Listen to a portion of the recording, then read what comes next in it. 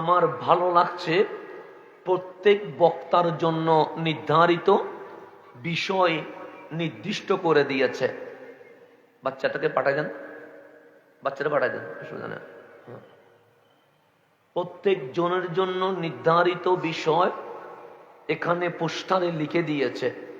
সেই কারণে বিষয়ের বাহিরে যাওয়ার কোনো সুযোগ নাই। আমার বিষয় জুলম, দুর্নীতি ও মাদক মুক্ত সমাজ বিনির্মাণে তালিমাতে নবী সাল্লাল্লাহু আলাইহি ওয়াসাল্লাম এবং যুব সমাজের দায়িত্ব ও কর্তব্য। বিষয় অনেক সুন্দর দিয়েছেন, পারফেক্ট দিয়েছেন। আমরা প্রচলিত যে বিষয়ে মাহফিল করি, এই বিষয় থেকে বাহিরে এসে বর্তমান সময়ে যেটা দরকার সেই বিষয়টা আমাকে দেওয়া হয়েছে। আমি মাহফিল কমিটিকে ধন্যবাদ জানাচ্ছি। তো বিষয় যেহেতু এমন বিষয় দিয়েছেন যে জুলম, দুর্নীতি, মাদক মুক্ত সমাজ বিনির্মাণে তালিমাতে নবী সাল্লাল্লাহু আলাইহি ওয়াসাল্লাম, এক কথায় ইসলামে কোনো জুলম নাই, ইসলামে কোনো দুর্নীতি নাই, ইসলামে মদ পান করার কোনো স্থান নাই। এই তিনটা বিষয় আমাকে দিয়েছেন, যেই বিষয়ে কোনো রসকস কিছুই নাই। এটা বলতে হলে আপনাকে মনোযোগ দিয়ে শুনতে হবে। তালিমাতে নবী, আমার কামলিওয়ালার শিক্ষা। আজকে বাংলাদেশে বলা হচ্ছে 40 বছর পরে রসুল হয়েছে। না, সূর্য নামের যখন সূর্য নাই, চাঁদ নামের যখন চাঁদ নাই, আসমান ও জমিন নামের যখন আসমান জমিন নাই, তখনও আমার কামলিওয়ালা রসুল হয়ে গেছে। এতে কোনো সন্দেহ আছে? আল্লাহ নিজে কোরআনে বলছে যে সামনে ইলেকশন হবে কি হবে না? হবে। কেউ বলছে হবে, কেউ বলছে হবে না। অসুবিধা নেই, আমরা হাতেও নাই নাতেও নাই, হইলেও ভালো। এখন আসেন না হইলেও আর কিছু করার নাই। এখন এই বিষয়ে আমি কথা বলতে চাচ্ছি না, কিন্তু এখন ইলেকশন হয় নাই, তাহলে এমপি কে আমরা জানি না, মন্ত্রীকে আমরা জানি না। এমপি না হলে এমপির কোন শপথ অনুষ্ঠান আছে? নাই। এমপি হওয়ার আগে শপথ নয়, এমপি হওয়ার পরে শপথ। চেয়ারম্যান হওয়ার আগে শপথ নয়, চেয়ারম্যান হওয়ার পরে শপথ। এইভাবে করে কাউন্সিলর হওয়ার আগে শপথ নয়, কাউন্সিলর হওয়ার পরে শপথ।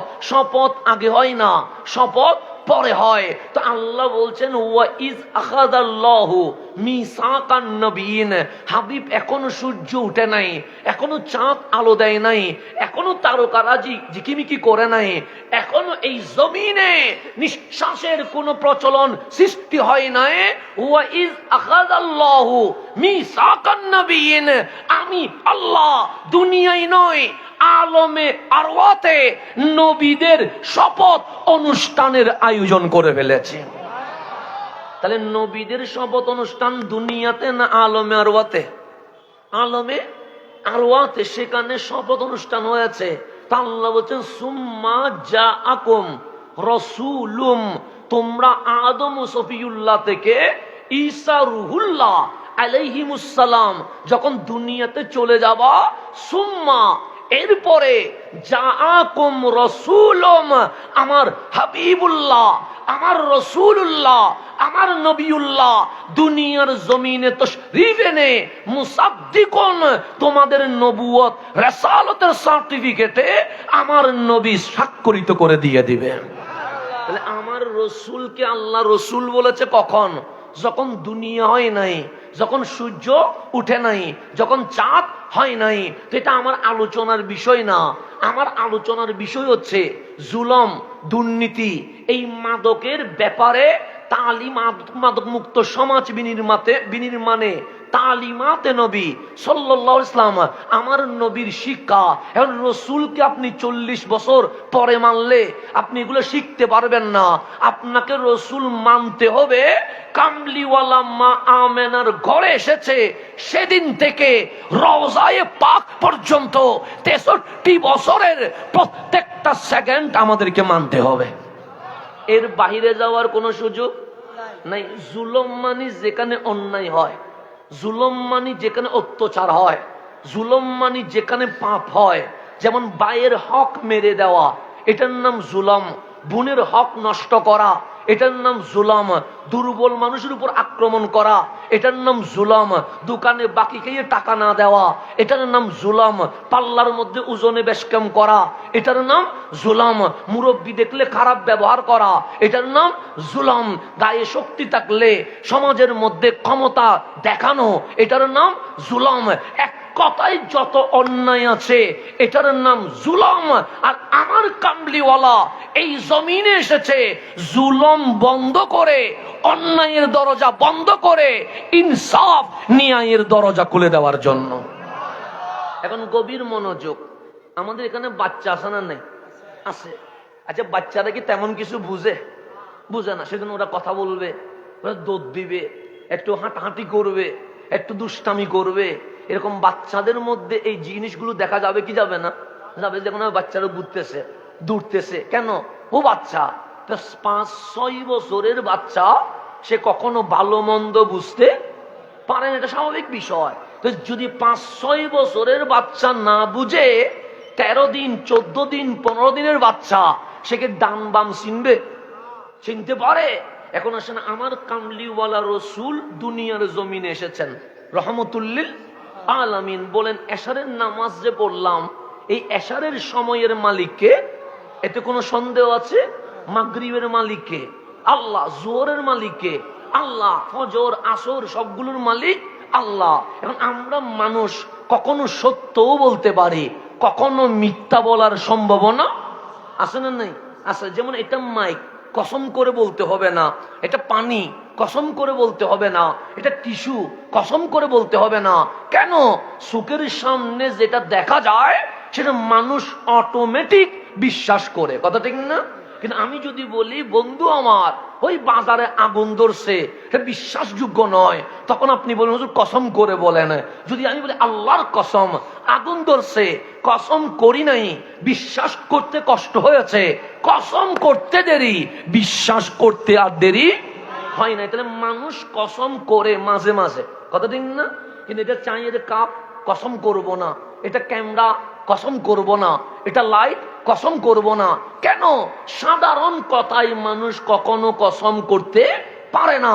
কিন্তু এখন আপনারাই বলেন, আল্লাহ কি কখনো মিথ্যা বলতে পারে? সম্ভাবনা আছে?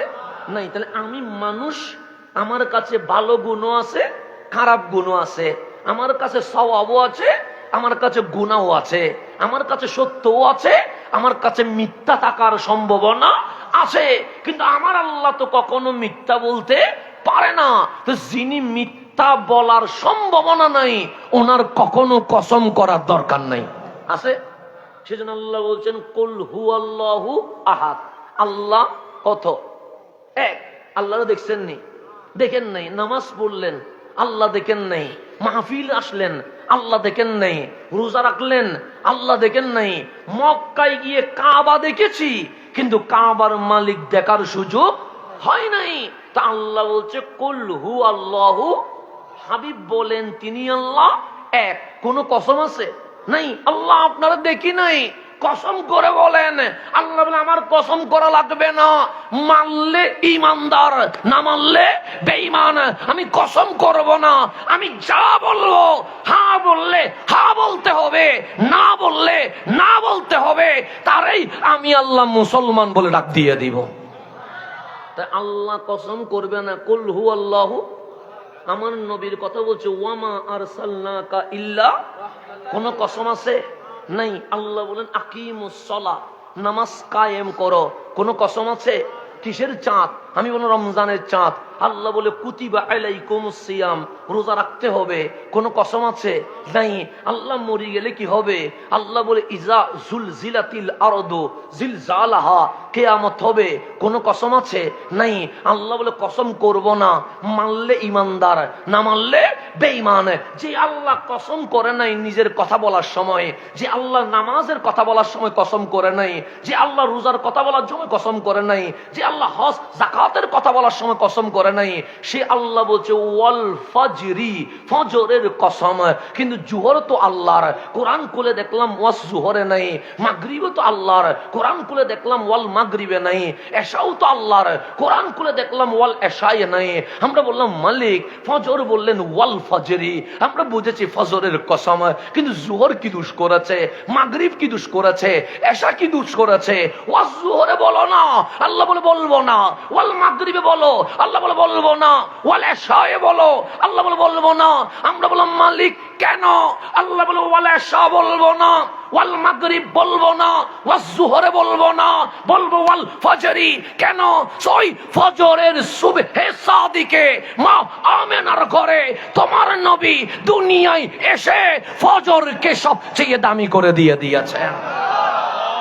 তাহলে নবী আসলে সময় দামি হয় কি হয় না? আমি তো 1200 দিন আগে নয় ভাল্লাম আসিলাম না, আনোয়ারা জমিন দেখ কেন বাদ ন যাইন কেন বাদ গেল তুই তোমার দিন না পারে মাল্লা। হ্যাঁ নয় নো তাহলে ব্যাগ মি কেন দেখতে রে, তাহলে 1200 না এতদিন দিন না পারে। আজ ঈদের তেজি দেরি, আচ্ছা অসুবিধা নেই। হ্যাঁ আনোয়ারা তেন হনো মাঠ নাই আলহামদুলিল্লাহ, জিয়ান কি হরে গিয়ে গই মাইনেস হই হনো মাঠ নাই, ব্যাগ মি কি আলহামদুলিল্লাহ উঠোন উঠোন মাবিল করছি। কিন্তু 1200 দিন কি আছিল তো 100-200 ব্যাগ কি নই 1200 নয়। হ্যাঁ 1200 দিয়ে ওদিকে 1200 তো তখন সমান নয়, এই 1200 তো নাই গেল গই। তো পরে বুঝলাম যে মানুষের সেনা চাই দিয়ে এরা নয়, আর আইলে বুঝতাম দ্বারা আসছি। তাহলে এরা ইয়ান বাদ পছিল ন যাক, তাহলে এখন আর মূল্য হন জামিলে নাই। আনোয়ার একটা জিনিস বাতাছিল এ নাজি আল্লাহ ঘুরে দিবে আলহামদুলিল্লাহ মাশাআল্লাহ। এখন আর সামনের দিকে যা, হায়াত মতের কোনো বিশ্বাস এখন তো আরো বেশি সমস্যা হয়ে গই। হন সময় তারা হন মারি বেলার হন আসেম নিকেশ নাই, আজারের দায়িত্ব মাসিলে ফেলেই আজাইল আল্লাহ হাজাই ছুটি যাইব মনে হয় আল্লাহ আয় আর কি জুমাটা যেভাবে বাংলাদেশ হবানি শুরু হয়ে গই, এটা আয় কি জানলো মাসে জানলো ফেলার মানুষ মরে যার বুঝতেন না, অ্যাভেলেবেল মানুষ মরে যার গই। আল্লাহ আর নিরাপত্তা জিন্দগি নসিব করো। জুলম বেড়ে গেছে, জুলম বেড়ে গেছে, এর নাম জুলম। এটার নাম কি? জুলম। আজকে যদি এই জুলমের বিরুদ্ধে আমরা আগে কথা বলতাম, যখন মসজিদের মিম্বার থেকে ইমামকে টেনে ধরে হাফেজ মাওলানা রইসুদ্দিনকে মব সন্ত্রাসীর মাধ্যমে যখন শহীদ করে দিয়েছে, সেদিন যদি বিচার হইতো আজ হাদির লাশ দেখতে হইতো না। মব সৃষ্টির সন্ত্রাসের একটা কি শুরু করে দিয়েছে, একটা সিলসিলা শুরু করে দিয়েছে। এখন মানুষের জীবনের কোনো কি নাই, নিরাপত্তা। বিল্ডিং জ্বালাইয়া দিচ্ছে, মানুষের ঘর বাড়ি জ্বালাইয়া দিচ্ছে, এক বিশাল সন্ত্রাসের রাজ্যে উপনীত হয়েছে। যেন আমরা এজিদ দেখি নাই, কিন্তু এজিদের দৃশ্য বর্তমান নিজের চোখে আমাদেরকে দেখতে হচ্ছে। বিচার না থাকলে জুলুম বাড়বে, বিচার না থাকলে কি হবে? জুলুম বাড়বে। আল্লাহ যেন বুঝার তৌফিক নসিব করে। খুনিদেরকে নিরাপত্তা দিয়ে আবেগে সুখের পানি ছেলে তো লাভ হবে না। আগে অপরাধীর কি করতে হবে? বিচার করতে হবে। শহীদ রইসুদ্দিনকে যেভাবে শহীদ করা হয়েছে, চোখের সামনে ভিডিও, আসামির চিত্র মানুষ দেখেছে, কিন্তু আসামি এখনো কি হয় নাই, গ্রেপ্তার হয় নাই। তো যেই দেশে ইমাম মব সন্ত্রাসের মাধ্যমে শহীদ হয়, সেই দেশে রহমত আসে না, সেই দেশে আল্লাহর গজব নেমে আসে। ইমাম পর্যন্ত নিরাপদ নাই, কবরের ভিতরে লাশ পর্যন্ত কি নাই, লাশ পর্যন্ত তুলে কি শুরু করে দিয়েছে, জ্বালানি শুরু করে দিয়েছে। না জমিনের উপরে নিরাপদ, না জমিনের নিচে নিরাপদ, ঘরের ভেতরে বউ বাচ্চা নিরাপদ নাই। আগুনের এক লীলা খেলা শুরু হয়েছে, চতুর্দিকে এক নৈরাজ্য জুলম শুরু হয়েছে। এই জুলম থেকে বাঁচার জন্য একটাই উপায়। আল্লাহ বলে কেমন মনে হচ্ছে?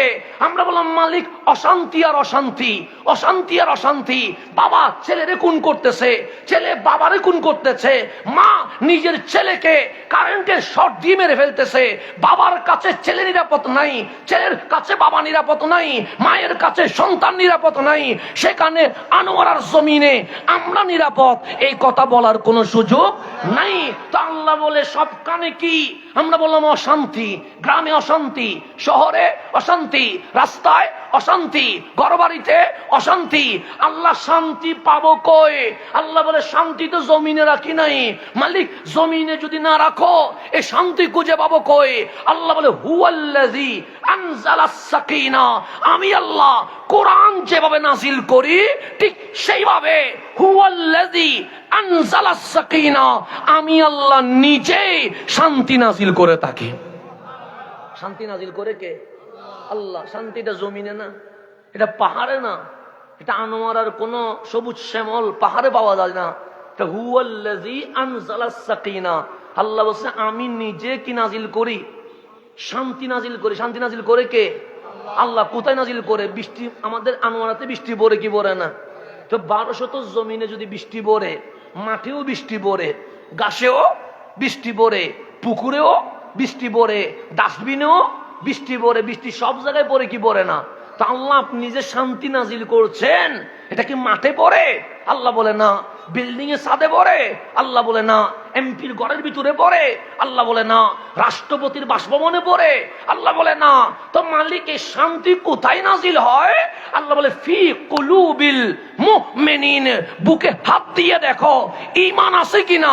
যদি তোমার বুকে ঈমান থাকে, আমি আল্লাহ শান্তি মাঠে নয়, পাহাড়ে নয়, ঘরে নয়, গাড়িতে নয়, মুমিনের কলবে শান্তি নাজিল করে থাকে। কিসের কলবে?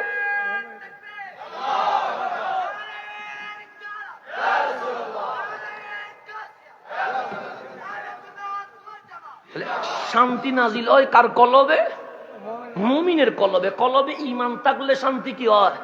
নাজিল হয়। তো এখন তো ফিলিস্তিনে মার খায়, শান্তি নাজিল হলে তো মার খাইতাম না। সিরিয়ায় মার খায়, ইয়ামানে মার খায়, বাংলাদেশে আছে রক্তাক্ত দৃশ্য দেখতে হচ্ছে। তাহলে কেন শান্তি নাজিল হচ্ছে না? ঈমান নাই। তো শান্তি নাজিল হইলে বুঝবো কেমনে? আল্লাহ এমপি হয়ে যাব? আল্লাহ বলে না। মন্ত্রী হয়ে যাব? আল্লাহ বলে না। কোটিপতি হয়ে যাব? আল্লাহ বলে না। 20 তলা বিল্ডিং উঠে যাবে? আল্লাহ বলে না। তো আমার বুকে যে শান্তি নাজিল হয়েছে বুঝবো কেমনে?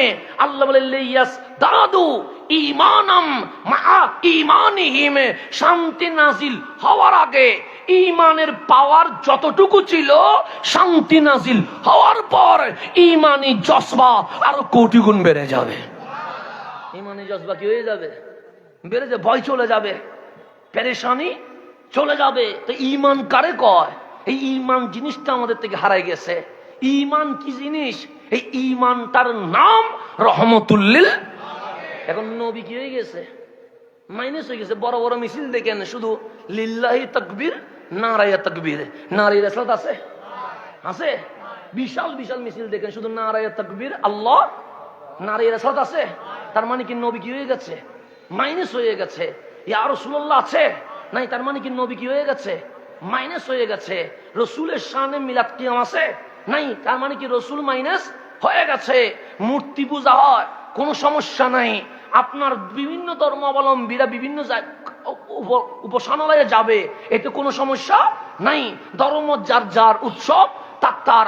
মুসলমান মসজিদে যাক, হিন্দু মন্দিরে যাক, খ্রিস্টান গির্জায় যাক, ইহুদি উপাসনালয়ে যাক, আমার ইসলাম বলছে প্রত্যেক ধর্ম তার ধর্ম পালন করার অধিকার আছে না নাই? আছে। এতে কোনো ঝামেলা নাই। কিন্তু আপনি যদি গভীরভাবে খেয়াল করেন দেখবেন 16 ডিসেম্বর বিজয় মিছিলের লাইন শুরু হয়েছে কি হয় নাই? হয়েছে। কিন্তু জশ্নে জুলুস দেখলে দেখবেন, ঈদে মিলাদুন নবী দেখলে 16 ডিসেম্বরের মিছিল নিয়ে ফতোয়া নাই। এমনি কত মিছিল, আনন্দ র্যালি, ফতোয়া নাই। নবীর জন্য বের হলে ফতোয়ার ফ্যাক্টরি বের হয়ে যায়। আছে না নাই? নবী নিয়ে ঝামেলা আছে না নাই?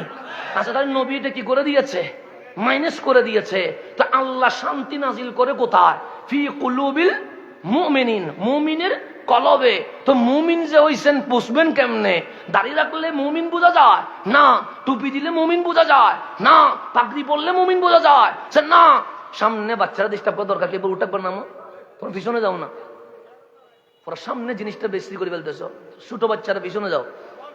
একবার উঠো, একবার নামো, একবার উঠো, একবার নামো। কি শুরু করে দিয়েছ? পিছনে যাও, বাচ্চারা পিছনে যাও। ছোট বাচ্চাদেরকে পিছনে দেন, সামনের দৃশ্যটা ঠিক রাখেন। একবার উঠলে একবার নামলে বক্তার জন্য ঝামেলা হয়ে যাচ্ছে। শুধু থাক থাক থাক, আস্তে আস্তে আস্তে আস্তে উঠবা না, দাঁড়াবে না, বসবো না। বারবার বারবার দাঁড়াইলে সমস্যা। আমার সামনে দেখতে হবে। বসে রাখো, বসে রাখো। তুই নদী বুঝতে বই দাও। বারবার উঠলে বক্তার মনোযোগ কি হয়ে যাবে? নষ্ট হয়ে যাবে। উঠবা না, বসে থাকছো, বসে থাকো। সামনে বসলে কথা বলা যাবে না, পিছনে বসলে কথা বলা যাবে, কোনটা নিবা? সামনে বসলে কথা বলা যাবে না, আর পিছনে বসলে দুষ্টমি করতে পারবা, কারণ তোমাদের স্বাধীনতা। সামনে বসলে কিন্তু কথা বলা, আর পিছনে বসলে যেমন ইচ্ছা তেমন করতে পারবা, কোনো ঝামেলা নাই, কেউ কিছু বলবে না, কিন্তু সামনে ডিস্টার্ব করা যাবে। আমি যেটা বলতে চাচ্ছিলাম, রসুল কি হয়ে গেছে? মাইনাস হয়ে গেছে। তো মুমিন বুঝবেন কেমনে? আল্লাহ বলে কোরআন কল, আমরা কোরআন করলাম। কোরআন বলছে আন-নবিয়্যু আওলা বিল মুমিনিনা মিন আনফুসিহিম, জানেরও আগে যদি কারো কলবে নবী থাকে তাকে মুমিন বলা হয়। আচ্ছা, যার কলবে নবী আছে তার টুট অটোমেটিক ইয়া রাসূলুল্লাহ বলবে না? বলবে তো। নবী থাকলে অটোমেটিক নবীর কথা বলবে কি বলবে না? তো নবীর কথা বের না হইলে বুঝতে হবে কলবে কি নাই। তো যার কলবে নবী নাই তার কোনো ঈমান নাই। উপরে ইসলাম আছে, ভিতরে ঈমান নাই। সেই জন্য এই বাংলাদেশ থেকে শান্তি চলে গেছে। আবার যদি শাহ জালাল, শাহ পরান, নাসিরউদ্দিন সিপাহ সালাহ, বাবা মেহসেন আউলিয়া, 360 বারে আউলিয়া যে ইসলাম দিয়েছে, ওই নবীওয়ালা ইসলাম যদি আমরা ধারণ করতে পারি, পুরো বাংলাদেশে জান্নাতের আবহাওয়া শুরু হয়ে যাবে। তো আসল জায়গায় চিকিৎসা না করি 50 জায়গায় চিকিৎসা করলে হবে? ব্যথা হচ্ছে মাথায়, হাতে চিকিৎসা করলে হবে? ব্যথা হচ্ছে মাথায়, পায়ে চিকিৎসা করলে হবে? তো ব্যথা তো হৃদয়ে, কলবে। চিকিৎসা কোথায়? কলবে। নবীটা মাইনাস করে দিয়ে ইসলাম ইসলাম বললে ইসলাম পাওয়া যায় না, এজিদ পাওয়া যায়। নবীটা বুকে রেখে ইসলাম বললে আসল ইসলাম জিন্দা হয়ে যায়। আল্লাহ আমাদেরকে বুঝার তৌফিক নসিব করে। আপনারা কোন আমার কথা কষ্ট পাচ্ছেন না? কোনো হক কথা বললে একটু সামিলে লাগবে, খারাপ লাগলেও শুনেন, এটা হক কথা। এগুলা কোনো আসগবি কথা না, এগুলো কোরআন সুন্নাহর কথা। নবী বাদ দেওয়ার কোনো সুযোগ নাই। সাহাবায়ে কেরামের দিকে তাকাবেন, আমরা তো লিল্লাহি তাকবীর বলে শেষ, আবার আর ইয়া রাসূলুল্লাহ নাই। ফারুক আজম নবীর চেহারা লাল হইলে উনি বুঝতেন রসুল কি করেছে, রাগ করেছে, গুসা হয়েছে। নবী যদি রাগ করে আল্লাহ আযাব দিতে কি করবে না, দেরি করবে না। উনি বুঝতেন নবীকে কিভাবে ঠান্ডা করতে হবে। নবীজির সামনে নামাজে সুরতে বসতেন, তখন বলতেন ইয়া রাসূলুল্লাহ রাগ করে না, রাদিতু বিল্লাহি রাব্বা ওয়া বিল ইসলামে দীনা ওয়া বি মুহাম্মাদিন সাল্লাল্লাহু আলাইহি ওয়াসাল্লাম নবিয়্যা। আমার রাসূলের সামনে এসে বলতেন আপনি রাগ করতেছেন কেন? স্যার রাদিতু বিল্লাহি রাব্বা, আমরা আল্লাহকে রব পেয়ে খুশি হয়েছি, ইসলামকে দিন পেয়ে খুশি হয়েছি। এতটুকু বললে তো হয়, কিন্তু না, আল্লাহর কথাও বলেছে, ইসলামের কথাও বলেছে। এরপর বলছেন ওয়াবি মুহাম্মাদিন সাল্লাল্লাহু আলাইহি ওয়াসাল্লাম নবিয়্যা, আমি আপনাকে রাসূল পেয়ে খুশি হয়েছি। যেখানে আল্লাহর কথা, সাহাবায়ে কেরাম সেখানে রাসূলের কথা বলা শুরু করে দিয়েছে। কখনো রাসূলকে কি দেয় নাই? বা দেয় নাই। আমার নবী যখন কোনো বিষয়ে জিজ্ঞেস করতেন এটা কি মাস, আমাদের এখানে যেমন আজকে এটা কি মাস, হ্যাঁ ডিসেম্বর মাস, যেমন আপনারা সবাই বলতেছেন এটা কি মাস, আমি বললাম এটা কি মাস, ডিসেম্বর। তো আমি যে এটা ডিসেম্বর মাস আমি জানি না, আমি মাহফিলে জানি তো আসছি, আমি তার নভেম্বর জানি আসি নাই, জানুয়ারি জেনে আসি না, আমি কি জেনে আসছি? তো আমি জিজ্ঞেস করলাম এটা কোন মাস, আপনি বললেন ডিসেম্বর মাস। আজকে কি বার, আপনি বলবেন শুক্রবার, কথা ঠিক না? আমি বললাম আজকে কি মাস, বলবেন ডিসেম্বর। আজকের বারটা কি বলবেন, এই জায়গার নাম কি, তখন কি বলবেন 1200। তাহলে আপনি উত্তর দিয়েছেন। আমার নবী বিদায় হজ্জের দিন জিজ্ঞেস করছে যে এটা কি মাস, একজন সাহাবী বলে নাই এটা জিলহজ মাস। প্রত্যেকে বলছে আল্লাহু ওয়া রাসূলুহু আলাম, আমরা জানি না, আল্লাহ এবং রাসূলে জানেন। বুখারী শরীফের হাদিস, এটা কোনো বানানো কোনো কথা থেকে বলতেছি না, আদব শিখতেও হবে। আমার নবী বলছে এই মাসের নাম কি, তো আমার নবী বিদায় হজ, হজ কোন মাসে হয়? জিলহজে হয়। হজ জিলহজে হয়। তো জিলহজ যেটা সবাই জানে না, জানে তো। আমার নবী বলছে এই মাসের নাম কি? সাইয়্যিদুনা সিদ্দিক আকবর থেকে 1.25 লক্ষ সাহাবী একজন বলেন এটা জিলহজ। সবাই দুই হাত করজোড় করে বলছে আমরা কিছুই জানি না, আল্লাহু ওয়া রাসূলুহু আলাম। আমার নবী বলে আজকের দিনটার নাম কি, তো সবাই জানে না। আমার রাসূল ভাষণ দিচ্ছে এটা ইয়মুল আরাফা, আরাফার দিন। এটা বলতে পারতো 9 জিলহজ, ইয়মুল আরাফা। একজনও বলে নাই আল্লাহু ওয়া রাসূলুহু আলাম, আমার কামলিওয়ালা বলে এটা এই জায়গার নাম কি? তো আমার নবী ভাষণ দিচ্ছে জায়গার নাম আরাফা, জায়গার নাম মক্কা। সবাই জানে না? জানে তো, একজন উত্তর দেয় নাই। সবাই বলছে আল্লাহু ওয়া রাসূলুহু আ'লাম। আমরা জানি না, আল্লাহ এবং রসুলে ভালো জানেন। যখন রসুলে পাক খুশি হয়ে গেলেন আর কিছুই বলেন নাই, বিদায় হজ যখন শেষ, তখন কোন তাবি কোন সাহাবীকে জিজ্ঞেস করছিলেন, আমার রসুল বলেছিলেন এটা কোন মাস? আপনারা জানেন না এটা জিলহজ? সে জানি তো। আপনারা জানেন এটা কোন দিবস? সে জানি তো। আপনারা জানেন না জায়গার নাম মক্কা? সে জানি তো। তো উত্তর দেন নাই কেন? আমরা এটা জানি না। রসুল যে জিজ্ঞেস করছে, রসুলের মানসা কি, ইচ্ছা কি? আমরা যদি বলতাম জিলহজ আর আমার নবী যদি বলতেন মুহররম, এটা জিলহজ থাকতো না। কামলিওয়ালার জবান এটাকে মুহররম বানাইয়া দিয়ে দিত। সাহাবায়ে কেরামের আকীদা, সাহাবায়ে কেরামের বিশ্বাস। আমরা মক্কা বলি নাই কেন? রসুল যদি বলতেন মক্কা না এটা মদিনা, আজকে থেকে কি হয়ে যাইতো? মদিনা হয়ে যেত। রসুল যেটা বলবে সেটা হয়ে যাবে। সুতরাং এখানে আমি জানি কি না এটা বড় বিষয় না। এখানে বিষয় হচ্ছে কামলিওয়ালার কদমে আদব আছে কি না। কেন? আদবে নবীর নাম হচ্ছে ঈমান। আদবে নবীর নাম কি? আজকে ওই আদব আমাদের আছে নাই? রসুলকে মাইনাস করে দিচ্ছি সব জায়গা থেকে রসুল। আমাদের দোষ কি? এখন বলেন, এখানে কোন নারী আসছে? ছেলে মেয়ে আসতেছে? আছে এখানে? শরীয়ত বিরোধী কোন কাজ আছে এখানে? কি আপনাদেরকে কেউ বলছে এশারের নামাজ পড়া লাগবে না? বলছে? বরং এশারের নামাজের আজান দিতে দেরি। আমাদের মাহফিল কি হয়ে গেছে? বন্ধ হয়ে গেছে। কেন? নামাজের জন্য। মাগরিবের আজান দিছে, মাহফিল কি চলছে? মাহফিল কি হয়ে গেছে? বন্ধ হয়ে গেছে। কিসের জন্য?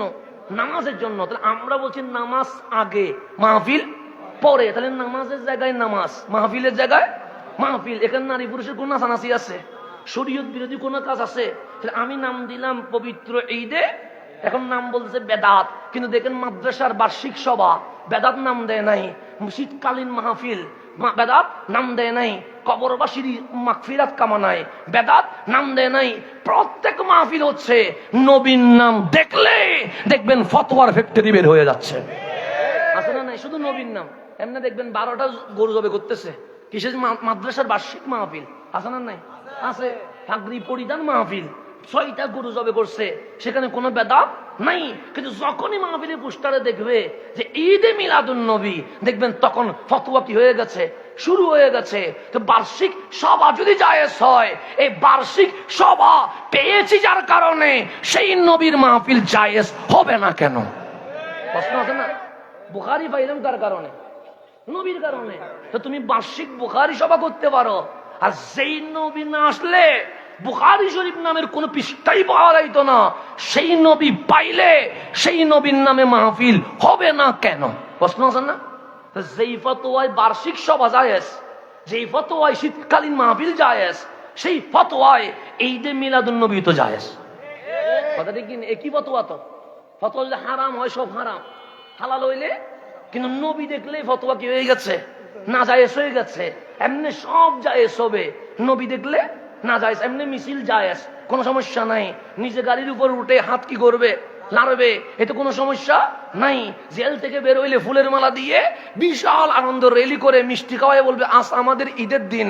তোমার নেতা জেল থেকে বের হইলে ঈদের দিন হয়, আর যেই নবীরে পায়া আমাদের জন্য জাহান্নাম হারাম হয়ে গেছে, এটা আমাদের জন্য সকল ঈদের সেরা ঈদ হয়ে গেছে।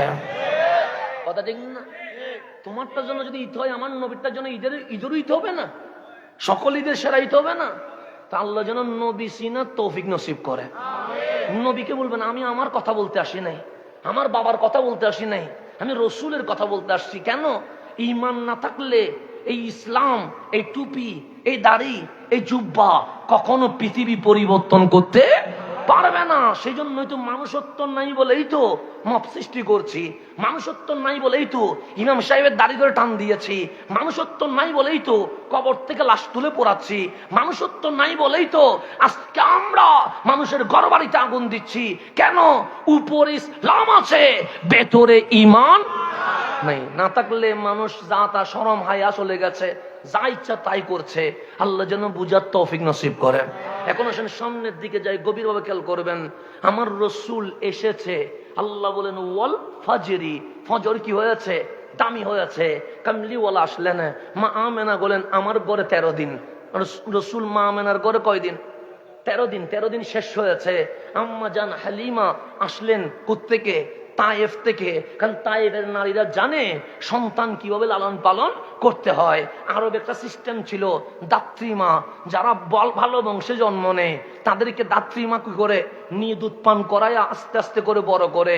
13 দিন বয়স যখন মা হালিমা আসলেন, হাত বাড়াইলেন, আমার রসুল মা আমেনার কুল থেকে মা হালিমার কুলে চলে গেছে। এখন গভীর মনোযোগ, কুলে চলে গেছে, গভীর মনোযোগ। এখন মা আমেনা কুলে ছিলেন কয়দিন? 13 দিনের বাচ্চা কি কিছু বুঝবে? মা আমেনা বলছে আমি যখন দুধ পান করাচ্ছি, ডানটা দিলেও পান করে, বামটা দিলেও মা করে। মা হালিমা বলছে যখন আমার কুলে উঠছে আমি ডানে স্তন দিলাম, পান করেছে, কোনো আপত্তি করে নাই। বামে স্তন দিলাম, ঠোঁট লাগায় নাই।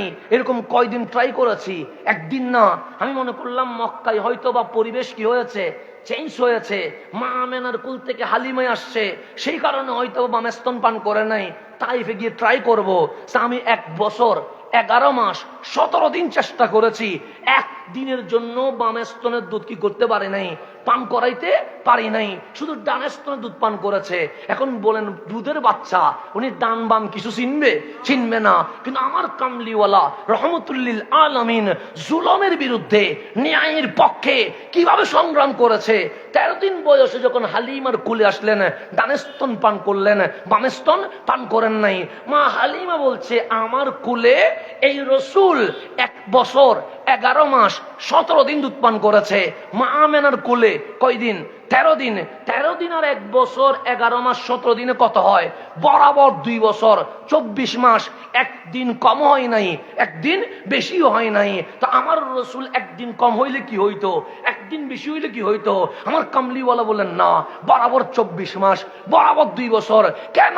সে বিশ্বের সকল মাকে আমি রসুল SMS দিয়ে গেলাম, মেসেজ দিয়ে গেলাম, যদি তোমার সন্তান হয়, ছেলে হোক মেয়ে হোক, তোমার সন্তানকে কমপক্ষে 2 বছর দুধ পান করাইতে হবে। কয় বছর? এটা বলেছে কয় বছর আগে? 1500 বছর আগে। আজকে ডাক্তার MBBS, আমার বাচ্চা হইছে প্রায় 8 মাস হলো। আমার বাচ্চার জন্য ডাক্তার লিখে দিয়েছে প্রথম 1 নাম্বার মেডিসিন, পরে আগে মায়ের দুধ কমপক্ষে কয় বছর? 2 বছর, এরপর মেডিসিন। এর আগে মেডিসিন। 1 নম্বরে মায়ের দুধ কয় বছর? তো আজকে MBBS ডাক্তার গবেষণা করে বুঝছে সন্তানের জন্য মায়ের দুধ কমপক্ষে কয় বছর? 2 বছর।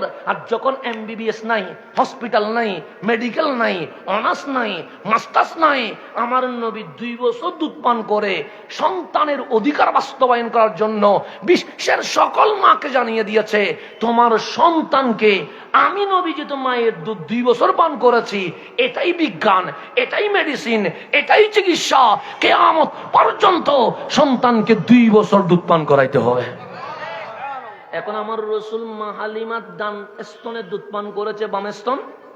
মা হালিমা বলছে আমি তায়েফের ঘরে ঘরে জিজ্ঞেস করছি এমন কোন বাচ্চা আছে যে ডান স্তনে দুধ পান করে বাম স্তন করে না, বাম স্তন করে ডান স্তন করে না, এরকম কোন বাচ্চা খুঁজে পাই নাই। কিন্তু আমার ঘরে খুঁজে পাইলাম উনি শুধু ডান স্তনে দুধ পান করেছে, বাম স্তনের দুধ পান করেন নাই। এরকম দিন চলে গেছে। হঠাৎ করে খবর আসছে যে আরে আমি দুধ পান করেছি, উনি সাধারণ কেউ নয়, উনি রহমতুল্লিল আলামিন, যিনি গারে হেরা থেকে নেমে ইকরা বিইসমি রাব্বিকাল্লাযী খালাক বলে ইসলামের দাওয়াত শুরু করে দিয়েছে। মা হালিমা বললেন আমি একটু দেখে আসবো রহমতুল্লিল আলামিনকে। মা হালিমা তায়েফ থেকে রওনা হয়েছে। আমার রহমতুল্লিল আলামিন বারান্দায় বসে আছে। দেখলেন মা আসতেছেন, কামলিওয়ালা নিজের গায়ের চাদর মাটিতে বিছিয়ে দিয়েছে। আপনারা মাঝে মাঝে লাল গালিচা শুভেচ্ছা দেন না? কোন গালিচা? রিক্সাওয়ালারা দেন, ভ্যান গাড়িওয়ালারে, ট্রাক ড্রাইভার রে, কারে দেন? MP সাহেব রে, মন্ত্রী সাহেব রে, রাষ্ট্রপতি সাহেবকে কিসের কিসের শুভেচ্ছা? লাল গালিচার শুভেচ্ছা। আর আমার কামলিওয়ালা নিজের গায়ের চাদর মাটিতে বিছিয়ে দিয়ে বলছে মাগো আপনি আসার সময় আমার চাদরে কদম দিয়ে আসবেন কেন?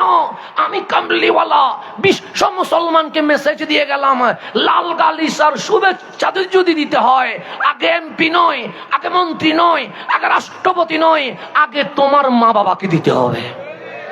জুলুমের বিরুদ্ধে রহমতুল্লিল আলামিন। তুমি এমপিরে দিলা, মন্ত্রীরে দিলা, রাষ্ট্রপতিরে দিলা, যেই মা তোমাকে 10 মাস পেটে রেখেছে তারা তো জীবনে কোনোদিন লাল গালিচার কি দাও নাই, শুভেচ্ছা দাও নাই।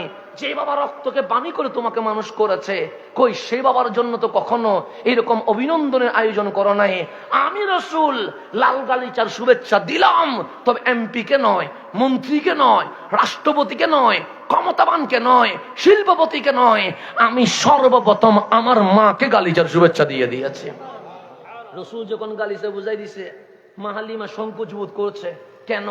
এটা তো ইমামুল আম্বিয়া রহমতুল্লিল, ওনার গায়ের চাদরে আমি কেমনে কদম রাখি? উনি ডানে চলে যাচ্ছে। আমার রাসূল বললেন, মারে ডানে বামে আসার সুযোগ নাই, আপনি আমার চাদরে কদম রেখে আসবেন। মা হালিমা বললেন, না হইলে হয় না। না, আমি জুলুমের বিরুদ্ধে, ন্যায়ের পক্ষে। শুধু আমি যে চাদর দিলাম, আমার উম্মত শিখবে শুধু লাল গালিচার শুভেচ্ছা দিতে হয়, আগে মা বাবারে দিতে হবে। এটা যেন আমার উম্মত কি করতে পারে, শিখতে পারে। মা হালিমা গালিচার উপর কদম রেখে রসুলের ঘরে আসলেন। আমার কামলিওয়ালা বললেন, মা আজকে আমি মেহমানদারি করব, আজকে আমি সেবা করব, আজকে আমি মায়ের যত্ন নিব। মা হালিমা বললেন, আমি আজকে সেবা গ্রহণ করব না, একটা প্রশ্নের উত্তর যদি না পায়। আমার রসুল হাসি দিয়ে বললেন, একটা কেন, 1000 প্রশ্নের উত্তর দিব, কিন্তু আমার ঘরে বহুদিন পর আমার মা এসেছে, আমি যত আমার যত্ন নেওয়া এটা আমার দায়িত্ব, আমি মেহমানদারি করব। মা হালিমা বলে, এক গ্লাস পানিও পান করব না যদি প্রশ্নের উত্তর না পায়। আমার রসুল আশ্চর্য হয়ে জিজ্ঞেস করলেন, মারে এমন কি প্রশ্ন নিয়ে এসেছেন যেটার উত্তর না জানলে আপনি আমার ঘরের পানিও পান করবেন না? তখন মা হালিমা বললেন, আমাকে চিনেছেন? আমার রসুল হাসি দিয়ে বলে, না চিনার কি আছে, মাই বলেই তো আমার গালিচা রাস্তায় বিছিয়ে দিয়ে দিয়েছি, আমি আপনাকে দুধ পান করিয়েছি। আমার রসুল বলেন, আমি জানি 1 বছর 11 মাস 17 দিন আপনি আমার দুধ পান করেছেন। রসুল বলে, আমি জানি আমি আপনাকে ডানে স্তন দিয়েছিলাম, আপনি দুধ পান করেছেন। হ্যাঁ, বামে স্তন দিয়েছিলাম, আপনি পান করেন নাই। রসুল বলে, হ্যাঁ, বামে স্তনে দুধ পান করা কি হারাম? আমার কামলিওয়ালা বলেন, হারাম নয়, অবশ্যই মায়ের দুধ পান করা হালাল। তা হালাল হওয়ার পরেও ডানে স্তনে দুধ পান করলেন, বামে স্তনে দুধ পান করেন নাই কেন? কামলিওয়ালা হাসি দিয়ে বললেন, মা আমেনার ঘরে যখন ছিলাম ডানে স্তন পান করেছি, বামে স্তন পান করেছি। 13 দিন বয়সে আপনি হাত এগায়া দিলেন, আমি রসুল আপনার কোলে গিয়েছি, আমার মনে আছে আপনি ডানে স্তন দিলেন, আমি পান করেছি, বামে স্তন দিলেন, পান করি নাই। এটাই তো আমার প্রশ্ন, বামে স্তনের দুধ কি দোষ করেছে? আমার কামলিওয়ালা বলে, কোনো দোষ করে নাই। ও গো মা হালিমা, যখন মা আমেনার কোল থেকে আপনার কোলে যাচ্ছিলাম, তখন আমি দেখতে পেয়েছি বাম কোলে একটা শিশু শুয়ে আছে। তখন আমি বুঝে গেছি এটা মা হালিমার সন্তান, আমারই ভাই। আপনি ডানে স্তন দিলেন, আমি পান করলাম, বামে স্তন দিলেন, আমি ছেড়ে দিলাম। কেন? বাইয়ে বাইয়ে সমান অধিকার। আমি যদি বামে স্তনের দুধ পান করি, আমার ভাইয়ের উপর জুলুম হবে। আমি নবী জুলুম করতে আসি নাই, ডানে স্তনের দুধ পান করে আমার অধিকার আমি গ্রহণ করেছি। বামে স্তনের দুধ পান বন্ধ করে দিয়ে জুলুম অন্যায় বন্ধ করে ভাইয়ের সমান অধিকার আমি নবী প্রতিষ্ঠা করে দিয়েছি। জুলুমের বিরুদ্ধে রহমতুল্লিল আলামিন, মায়ের কোলে জুলুমের বিরুদ্ধে। কার কোলে? মায়ের কোলে জুলুমের বিরুদ্ধে আমার নবী। মায়ের কোলে বসে আমার ভাই সমান পাবে, 50-50 পাবে। একজন 60 নিবে, আরেকজন 40 নিবে, এটা হইতে পারে না। আমি ডানে স্তনে দুধ পান করলাম, এটা আমার অধিকার, কিন্তু আমি যদি বামে স্তনে মুখ দিই আমার ভাইয়ের অধিকার নষ্ট হবে। আমি কামলিওয়ালা রসুল জুলুম করতে আসি নাই, আমি নবী এই জমিনে জুলুম বন্ধ করে জালেমের বিপক্ষে মুসলিমের পক্ষে দাঁড়ানোর জন্য রহমতুল্লিল আলামিন জমিনে চলে এসেছে। এটার নাম রহমতুল্লিল। তাহলে জুলুমের বিপক্ষে আমার নবী ছিল কি ছিল না? কখন থেকে? মায়ের কোল থেকে জুলুমের বিপক্ষে। শুধু কি তাই, আমার নবী ইসলামের দাওয়াত এখনো দেয় নাই, কালিমার দাওয়াত এখনো দেয় নাই। কেউ কোনো কিতাবে আছে 17 বছর, কোন কোন কিতাবে আছে 19 বছর, কোন কোন কিতাবে আছে 25 বছর, এরকম 3টা রিওয়ায়াত আছে। তো যৌবন বয়সে মানুষ একটু কি করে, এনজয় করে। যৌবন বয়সে মানুষ একটু ঘোরাফেরা করে। এই যে আপনাদের টানেল আছে, ওদিক দিয়ে যখন আসলাম দেখলাম তরুণ প্রজন্মের ভিড়। কেন? একটু টানেল দেখবে, একটু এনজয় করবে, একটু ঘুরবে। তো যুবক যারা, ওরা খেলায় অবহেলায় এই সময়টা ব্যয় করছে কি করছে না? করছে। আর আমার কামলিওয়ালা ও তরুণ যুবক কিন্তু যখন দেখলেন মক্কার সেই জামানার নাম জাহেলিয়তের জামানা, মূর্খতার জামানা, জুলুমাত, অন্ধকারের জামানা, হালকাতেই মারামারি হয়, হানাহানি হয়। এই যে আজকে যে মদ দেখতে পাচ্ছেন 5-6 জনে মিলে আরেকজনকে মেরে ফেলা, এটা এই জামানায় নয়, এটা আবু জেহেলের জামানায় ছিল, এটা আবু লাহাবের জামানায় ছিল, এটা উতবা সাইবার জামানায় ছিল। আমার নবী বন্ধ করে দিয়েছে। আর আবু জেহেলের সংস্কৃতি আজকে সোনার বাংলাদেশে আমাদেরকে দেখতে হচ্ছে। দেখতে হচ্ছে না? এটা আমার নবীর কাজ না, এটা সাহাবীর কাজ না, এটা আহলে বাইতের কাজ না। এগুলো কার কাজ? আবু জাহেলের কাজ, ফেরাউনের কাজ, নমরুদের কাজ, কারুনের কাজ, সাদ্দাদের কাজ। এই ফেরাউনের কাজ কেমনে দাঁড়িয়ে রাখি করে, টুপি রেখে করে, পাঞ্জাবি পরে করে। ওদের নাম কখনো মুসলিম হতে পারে না, তাদের নাম এজিদি হইতে পারে। তাদের নাম কি হইতে পারে, কিন্তু মুসলিম হইতে পারে না। এই সব কাজ তো মুসলমানের কাজ ছিল না, এসব কাজ তো ছিল মুশরিকের, এসব কাজ তো ছিল বেঈমানের, এসব কাজ তো ছিল ফেরাউন, নমরুদ, সাদ্দাদের। এই কাজ তো ভালো মানুষের হইতে পারে না। ভালো মানুষ তো তারে কয়। আমার নবীকে পাথরের পর পাথর মেরেছে। কোথায়? তাইফের জমিনে। কেমন পাথর? আপনাদের এই 1200 জমিনে পাথর আছে না? নাই? আছে। পাথর চাইলে আমারে মারলে অথবা মাথা কি হয়ে যাবে, ফেটে যাবে। আপনি পাথর মারলে আমার এখান থেকে রক্ত বের হবে। কিন্তু তাইফে যখন রসুল গেলেন তখন ওরা কি করেছে? তাইফ বাসী ছোট ছোট বাচ্চাদেরকে আমরা এরকম করে করে কিছু পাথর মারি কি মারি না? কি করার জন্য? শিকার করার জন্য, বাকি শিকার করার জন্য এরকম করে আমরা পাথর মারি। তোরা কি করলেন? ওরা পাথরকে কোনাকুনি বানাইলেন, তীরের মতো করে বানাইলেন, যেন মারলে আমার রসুলের পিঠের মধ্যে পাথর যেন অস্ত্রের বোমার মতো ছিদ্র হয়ে ঢুকে যায়। ওরা কি বানাইলেন? কোনাকুনি বানাইলেন, যাতে করে কি হয়, তীরের মতো করে রসুলের পিঠের মধ্যে কি করে, মানে পাথর মারার পর পাথর যেন মাটিতে না পড়ে, ডাইরেক্ট রসুলের পিঠে যেন কি হয়ে যায়, ঢুকে যায়। এরকম করে করে মারছে না। আমার রসুলের সঙ্গী ছিলেন সৈয়দুনা হযরতে যায়েদ রাদিয়াল্লাহু তাআলা আনহু। উনি বলছেন এমন ভাবে পাথর নিক্ষেপ হচ্ছে, বৃষ্টির ফোঁটার মতো আমার নবীর পিঠে কি হচ্ছে, পাথর ঢুকে যাচ্ছে। পাথর ঢুকার কারণে প্রত্যেকটা ছিদ্র দিয়ে যেভাবে পানি বের হয় সেভাবে রক্ত বের হচ্ছে শুরু করলেন। আমার কামলিওয়ালার রক্তে মাটি কি হয়ে গেছে, লাল হয়ে গেছে। আমার রসুল বেহুশ হয়ে পড়ে গেছে। রসুল বেহুশ হয়ে গিয়ে গেছে, পড়ে গেছে বেহুশ হয়ে। এমন পাথর মারছে। সৈয়দুনা যায়েদ বলছে আমি কান্নার আওয়াজ শুনছি, ডানে কাউরে দেখতেছি না, বামে কাউরে দেখতেছি না, নিজ সামনে কাউরে দেখতেছি না, পিছনে কাউরে দেখতেছি না। আর আমি কামলিওয়ালা রসুলের পিঠ থেকে পাথরগুলা কি করতেছি, বের করে করে ফেলতেছি।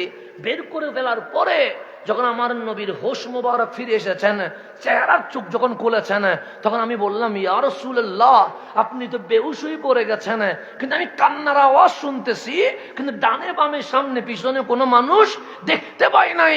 আমার রসুল বলে যায়েদ, আজকে আমার উপর যে জুলুম হয়েছে, এই জুলুম দেখে জিবরিল, মিকাইল, ইসরাফিল থেকে আসমানের সমস্ত ফেরেশতা চিল্লায়া কান্না করা শুরু করেছে।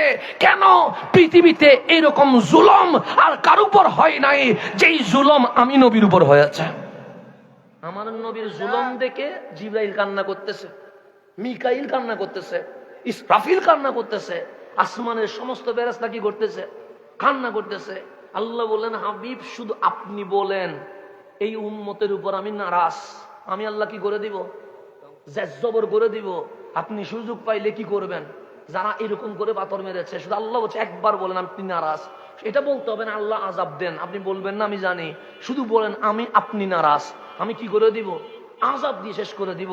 আর আমার কামলিওয়ালা দোয়া করতেছেন মালিক কেমনে বদদুয়া করি, কেমনে নারাজ করি, আরে ওদের উপর আযাব দিয়েন না, কারণ ওরা যদি আমারে না চিনে সমস্যা নাই, কিন্তু আমি নবীর বিশ্বাস ওদের ছেলে না হইলে ওদের নাতি আজকে না হয় কাল মুস্তাফার গোলামে পরিণত হয়ে যাবে। আমি রসুলের গোলামে কি হয়ে যাবে? এই প্রজন্ম ইমান আনে নাই আর কি। এই প্রজন্ম আমাকে কি মেরেছে? পাথর মেরেছে, সমস্যা নাই। এই প্রজন্ম আমাকে রক্তে লাল করে জমিনে কি করে দিয়েছে, কিন্তু আমার মন বলছে ওরা তো শুনবে। এখানে একজন রসুল এসেছিল, আমার বাবারা কি মেরেছে? পাথর মেরেছে, মাজনুন পাগল বলেছে, ধাক্কা দিয়েছে, গালি দিয়েছে, এটা শুনবে তো। শোনার পর ওরা জানবে এই নবী কোনো রিয়াকশন করে নাই, বদদুয়া করে নাই, আযাব দেয় নাই, শাস্তির বিনিময়ে শাস্তি দেয় নাই, খেজুর বাগানে বসে আরো কি করে দিয়েছে? দোয়া করে দিয়েছে। সুতরাং আমি নবীর বিশ্বাস ওদের ছেলে হোক অথবা নাতি হোক, তারা কি হয়ে যাবে? মুসলমান হয়ে যাবে। সুতরাং তাদেরকে যদি আযাব দেন তারা ধ্বংস হয়ে যাবে। ধ্বংস হইলে ছেলে হবে কেমনে? ছেলে যদি না হয়, মেয়ে যদি না হয়, নাতি হবে কেমনে? মুসলমান হবে কেমনে? আমি রসুল, আমার উপর যে জুলম হয়েছে সেই জুলমের বিনিময়ে আমি একটা জিনিস চাই, মাওলা আমার উম্মতকে তুমি হেদায়েত নসিব করে দাও। এটা ছিল রহমতুল্লিল আলামিন। আর এখন তার কোনো ক্ষতি করলো না, তার একটা খেনা রয়ে গেছে, সে আস্তে করে কি ভাঙি দিচ্ছে, অফিস আদালত সবগুলো কি করে ফেলতেছে, ভেঙ্গে মাটির সাথে মিশে দিচ্ছে। তোমার সমস্যা কোন জায়গা? তার সাথে তোমার সমস্যা কি? যদি কোনো সমস্যা হয়, আদালত আছে না নাই? আইন আছে না নাই? প্রশাসন আছে না নাই? জেলখানা আছে। তো রাষ্ট্রের যখন বিচার আইন থাকবে, রাষ্ট্রের আইন বিচার করবে, পাবলিক হাতে আইন নেওয়ার কোনো অধিকার। এটার নাম ইসলাম, এটার নাম ইসলাম। আর এখন ইসলামের নাম দিয়ে যাকে তাকে কি করে ফেলতেছেন, মেরে ফেলতেছে। একটু সত্য দামি আছে। শুধু তাই নয়, আপনারা দেখবেন আনোয়ারাতেও দেখবেন একটু থেকে একটু ঝামেলা আগে ছিল, এখন মামলার নাম দিয়ে 10 লাখ 5 লাখ টাকার চাঁদাও দাবি করতেছে। আছে না নাই? আছে। দেখেন কি বাণিজ্য শুরু করছে। আর নাম দিছে নাকি ইসলাম, নাম দিছে কি ইসলাম, মামলা বাণিজ্য শুরু করছে। এখন মতের সাথে না মিললে চাকরি দিকে কি করে দিচ্ছে, বের করে দিচ্ছে, বহিষ্কার করে দিচ্ছে। সমালোচনা করা যাবে, আমার সমালোচনা করলে চাকরি কি করে ফেলবো, আমি খেয়ে ফেলবো। তো এগুলা কি কোনো মুসলমানের আদর্শ হইতে পারে? গত 2 দিন আগেও দেখলাম একজনের চাকরি কি হয়ে গেছে, আউট হয়ে গেছে। কেন? উনি ফেসবুকে নিন্দা জানিয়েছে, সমালোচনা জানিয়েছে, সেই কারণে চাকরি দিকে কি করে দিয়েছে, আউট করে দিয়েছে। তাহলে আপনি বললেন আমি মজলুম, তো আপনি মজলুম হইয়া আজকে একটু ক্ষমতা পায়া মানুষের চাকরি থেকে আউট করে দিচ্ছেন, তাহলে আপনার চেয়ে জালেম কখন আর বড় ছিল? আপনি তো বড় জালেম। কথা ঠিক? এই জুলুম এখন পৃথিবীতে আছে না নাই? আছে। আল্লাহ যেন বুঝার তৌফিক নসিব করে। এগুলো বুঝতে হবে। ইসলাম নাম দিলে শুধু ইসলাম হয় না, জুলুমের বিপক্ষে কথা বলার দরকার আছে না নাই? আছে। আমার রসুলের বয়স 17 অথবা 19 অথবা 25। সেই সময়ে জাহেলিয়তের জামানা। সামান্য কারণে কি হইতো, মপ হইতো, মারামারি হইতো, হানাহানি হইতো, ফিজার যুদ্ধ শুরু হয়েছে। এমন কমে কমে মারামারি, রক্তের এমন স্রোত সৃষ্টি হয়েছে, খানায়ে কাবার কালো গিলাপ রক্তে লাল হয়ে গেছে। রক্তে কি হয়ে গেছে? খানায়ে কাবার পাশ দিয়ে নদীতে পানি যেরকম স্রোতে যায়, রক্ত সেরকম কি হচ্ছে, যাচ্ছে। কিন্তু যুবক রহমতুল্লিল আলামিন এই জুলুম সইতে পারে নাই। উঁচু জায়গায় দাঁড়াইয়া বলছেন, হে যুব সম্প্রদায়, আসলে তোমাদের কাছে মানবতা। সবাই বললেন কি চান? মক্কা এটা পবিত্র নগরী, যেখানে আল্লাহর গড় কাবা আছে, যেখানে সাফা মারওয়া আছে, যেখানে জমজম আছে।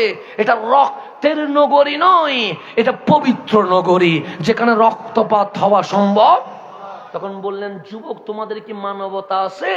তখন যাদের ভিতরে মানবতা আছে সবাই বললেন, আমরা মারামারি চাই না, হানাহানি চাই না, রক্তপাত চাই না। তখন আমার কামলিওয়ালা যুবকদেরকে নিয়ে বসে একটা সংগঠন করলেন, নাম দিলেন হিলফুল ফুজুল। হিলফুল ফুজুলে আমার নবী 4টা শর্ত দিলেন, মূল শর্ত। এরপর শাখা শর্ত অনেক। মূল শর্তের মধ্যে 1 নাম্বার শর্ত, আজকে থেকে পবিত্র নগরী মক্কায় হানাহানি, মারামারির রাহাজানি চিরতরে বন্ধ ঘোষণা করে দেওয়া হলো। এটা কয় নাম্বার? 1 নাম্বার। 1 নাম্বার হচ্ছে মারামারি আর হবে না, রক্তপাত আর হবে, কাটাকাটি আর হবে না। সেদিন যে বন্ধ হয়েছে, আজকে পর্যন্ত মক্কার অবস্থা কি হয়ে গেছে, শান্ত হয়ে গেছে। কয় নাম্বার? 2 নাম্বার, এই 1200 ইউনিয়নে এলাকায় ধনীও আছে গরিবও আছে, আছে না নাই? আছে। গরিবে যেভাবে খায় ধনী কি সেভাবে খায়? ধনী যদি 3 বেলা খায়, গরিব 1 বেলা বা 2 বেলা খায়। আমার রসুল বলেন হিলফুল ফুজুলের দ্বিতীয় শর্ত, মক্কায় ধনীও আছে গরিবও আছে। ধনী 3 বেলা পেট ভরে খায়া ঘুমাবে, আর গরিব 1 বেলা খায়া 2 বেলা পেটকে কষ্ট দিবে। এটা কখনো হইতে পারে না। মক্কার একটা ধনী পরিবার রান্না করার সময় একটা গরিব পরিবারের জন্য রান্না করবে, যাতে করে ধনী আর গরিবের অধিকার সমান হয়ে যায়। তালিমে নবী দেখেন, যাতে ধনী আর গরিবের খাবারের অধিকার কি হয়? সমান হয়। ধনীও 3 বেলা, গরিবও। এখন গরিবে খাইতে পায় না, ধনী কি করতে পায়? খাইতে পায়। এটা তো হইতে পারে না। সেজন্য আজকে থেকে প্রত্যেক গরিব পরিবারের জন্য একটা ধনী পরিবার দায়িত্ব নিয়ে কি করতে হবে? রান্না করতে হবে, যাতে করে ধনী গরিবের অধিকার 2 নাম্বার যেন না হয়, সমানভাবে যেন হয়। এটা কয় নাম্বার? 3 নাম্বার, এই মক্কায় যেহেতু কাবা আছে, এখানে অনেক বিদেশি মেহমান আসবে, সুতরাং বিদেশিদের জান মাল ইজ্জত এটা রক্ষা করা আমাদের দায়িত্ব হয়েছে। এটা কয় নাম্বার? 3 নাম্বার। 4 নম্বরে বললেন মক্কার মধ্যে কিছু শিশু আছে যারা টাকার কারণে কি করতে পারে না, পড়তে পারে না। কিছু মহিলা আছে যারা গরিব হওয়ার কারণে বিয়ের ব্যবস্থা হয় না। আজকে থেকে হিলফুল ফুজুলের মাধ্যমে গরিবদের বিবাহের দায়িত্ব, বাচ্চাদের পড়ালেখার দায়িত্ব আমরা নিয়ে নিলাম। এই 4টা ধারা নিয়ে আমার কামলিওয়ালা কালিমার দাওয়াত দেওয়ার আগে পৃথিবী থেকে জুলুম বন্ধ করে দিয়েছে। পৃথিবী থেকে কি বন্ধ করে দিয়েছে? জুলুম। দাওয়াত কালিমার পরে জুলুমের বিরুদ্ধে আগে সমাজের অধিকার, রাষ্ট্রের অধিকার, পরিবারের অধিকার, মানুষের অধিকার আগে। এই অধিকার আগে দেওয়ার কারণে মক্কার অমানুষ কি হতে শুরু করেছে? মানুষ হতে শুরু করেছে। মক্কায় মারামারি, হানাহানি, রক্তপাত বন্ধ হতে শুরু করেছে। সেই কারণে সামনে ইলেকশন হবে, দেখবেন 100তে 40 জন ভোট হয়ে যায় না, আছে না নাই? আছে। অনেকে এগুলো পছন্দ করে না। তো 40 জন যদি ভোট না দেয়, ভোট দিবে কয়জনে? 100তে 60 জনে ধরেন ভোট দিল। এখন আসেন প্রার্থী কয়টা? হয়তোবা 10টা, 5টা ধরেন। কেউ পাইছে 2%, সে কি এমপি হইতে পারবে? কেউ পাইছে 10%, সে কি এমপি হইতে পারবে? কেউ পাইছে 15%, সে কি এমপি হইতে পারবে? কেউ পাইছে 20%, সেও এমপি হইতে পারবে না। তো এমপি হবে কে? যে 25% ভোট পেয়েছে, সেই সরকার গঠন করবে। কথা দেখনি? তাহলে 100তে 75%-এর কি নাই? সমর্থন নাই। কত পার্সেন্ট? মাত্র 25% নিয়ে কি হয়ে গেছে? সরকার হয়ে গেছে। আর আমার কামলিওয়ালা আসলেন ইয়াসরাবে। কোথায় আসলেন? ইয়াসরাবের আবহাওয়া ভালো নয়, মানুষ অসুস্থ হয়ে যায়। আমার রসুল ঢুকেই দোয়া করলেন, মালিক মদিনা আমি কদম দিয়েছি, এটা যেন আজকে থেকে ইয়াসরাব না হয়, এটা আজকে থেকে কি হয়ে যাবে? মদিনায়ে মুনাওয়ারা হয়ে যাবে। আমি নবী মক্কাকে যেরকম ভালোবাসতাম, তুমি মদিনার প্রতি ভালোবাসা ওইভাবে করে দাও। যদি পারো মক্কার চেয়ে মদিনার ভালোবাসা আরো বেশি বাড়াইয়া দিয়ে দাও। দোয়া করতেছেন কে? রহমতুল্লিল। এরপর দোয়া করতেছেন, মালিক মক্কায় যদি নিয়ামত একটা দাও, মদিনায় নিয়ামত কয়টা দিতে হবে? 2টা। দেখেন দোয়া দেখেন আমার রসুলের। মদিনায় নিয়ামত হবে কয়টা? 2টা। মক্কায় হবে কয়টা? রাসূলুল্লাহ মক্কায় কাবা আছে, মদিনায় তো কাবা নাই। মক্কায় হেরেম আছে, মদিনায় তো হেরেম নাই।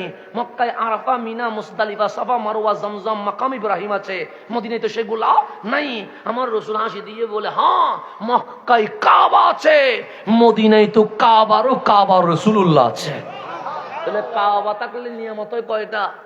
একটা। আর কাবারও কাবা রসুল থাকলে নিয়ামত হয় কয়টা? আমার নবী যখন দোয়া করলেন, যেই মদিনায় বৃষ্টি হয় না, সেই মদিনায় কি শুরু হয়ে গেছে? বৃষ্টি শুরু হয়ে গেছে। যেই মদিনায় গরমে মানুষ অসুস্থ হয়, সেই মদিনায় আবহাওয়া কি হয়ে গেছে? ঠান্ডা হয়ে গেছে।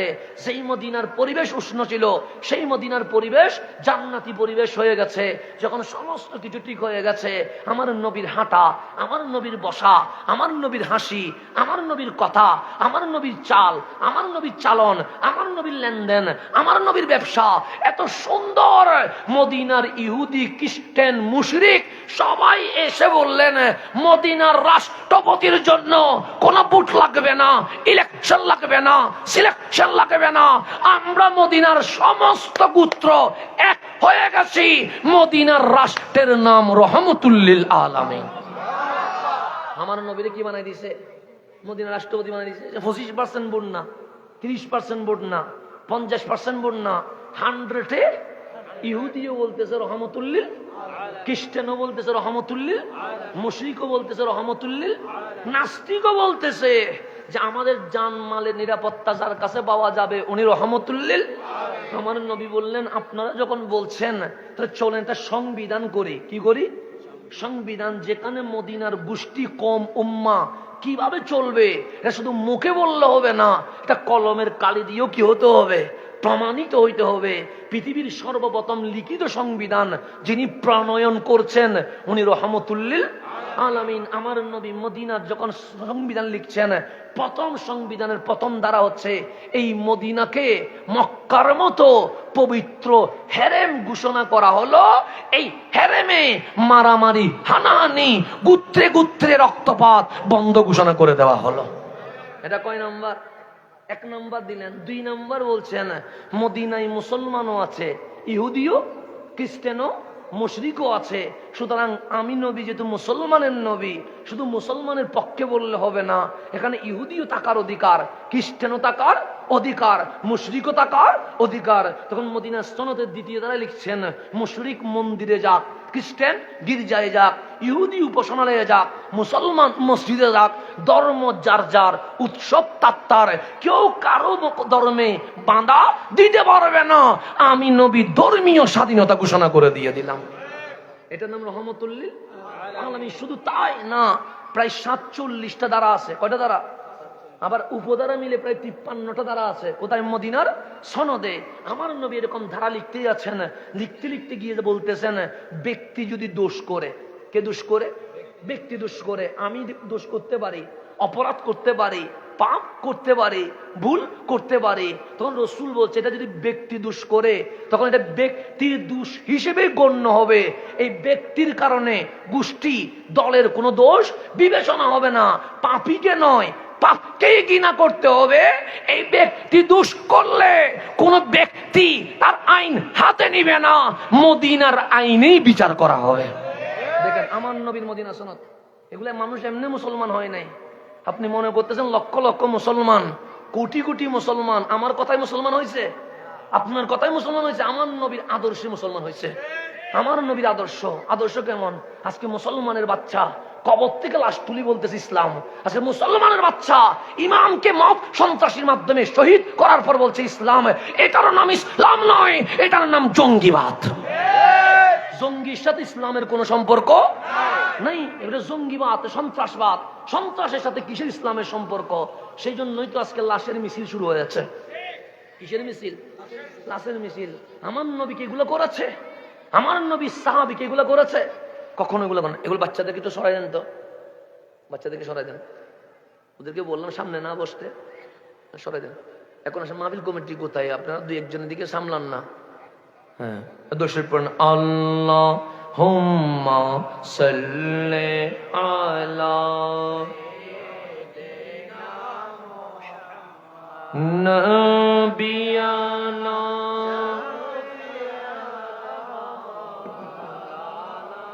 আমার রাসূল এইভাবে করে মানুষকে যখন মানবতার অধিকার নির্ণয় করে দিলেন, তখন মানুষ বুঝে গেছেন জুলুমের বিপক্ষে, জালেমের বিপক্ষে মুসলুমের আশ্রয়ের নাম রহমতুল্লিল।